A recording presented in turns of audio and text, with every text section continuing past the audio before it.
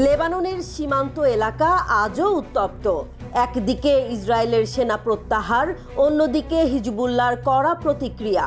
IDF কি সত্যিই Lebanon ছেড়ে গেছে, নাকি এই প্রত্যাহার শুধুই কাগজে কলমে?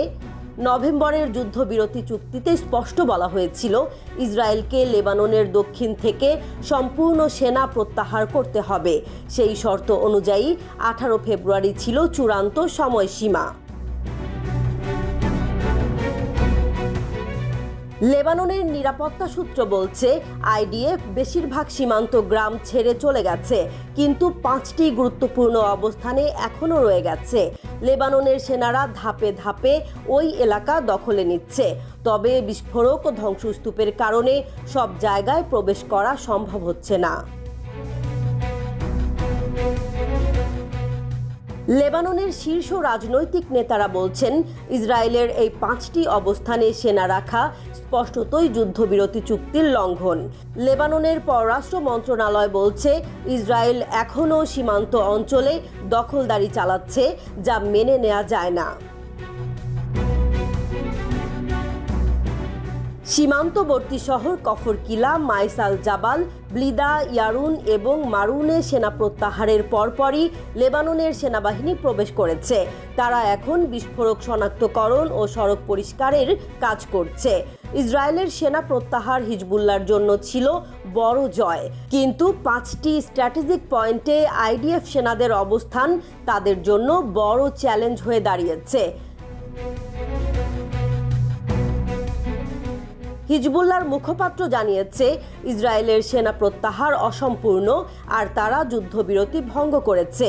এই দাবি তুলে তারা লেবাননের সরকার ও আন্তর্জাতিক সংস্থাগুলোর কাছে অভিযোগ করেছে। বিশ্লেষকরা বলছেন এই পরিস্থিতি যদি দ্রুত সমাধান না হয়, তাহলে লেবানন ও ইসরায়েলের মধ্যে নতুন করে উত্তেজনা সৃষ্টি হতে পারে। ইসরায়েলের জন্য 5 কৌশলগত অবস্থান কেন গুরুত্বপূর্ণ? বিশেষজ্ঞরা বলছেন ইসরায়েল 5টি অবস্থান ধরে রাখার মাধ্যমে মূলত লেবাননের সামরিক গতিবিধি নজরদারি করতে চাইছে। এই পয়েন্টগুলো থেকে পুরো দক্ষিণ লেবাননের পরিস্থিতি পর্যবেক্ষণ করা সম্ভব।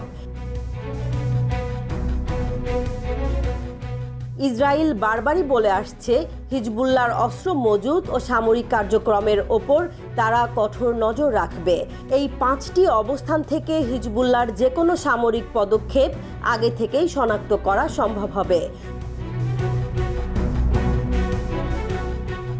তাহলে এখন কি হবে, যুদ্ধ নাকি শান্তি?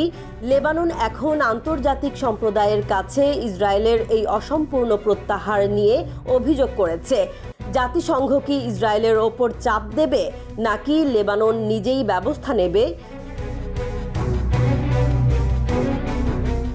হিজবুল্লাহ কি সামরিকভাবে প্রতিক্রিয়া জানাবে, নাকি কূটনৈতিক পথেই সমাধান চাইবে? লেবানন ইসরায়েল সীমান্তের উত্তেজনা কি এখানেই শেষ, নাকি সামনে আরও বড় সংঘর্ষ অপেক্ষা করছে? বিশ্লেষকদের মতে এই অস্থিরতা যে কোনো মুহূর্তে নতুন সংঘাতের রূপ নিতে পারে।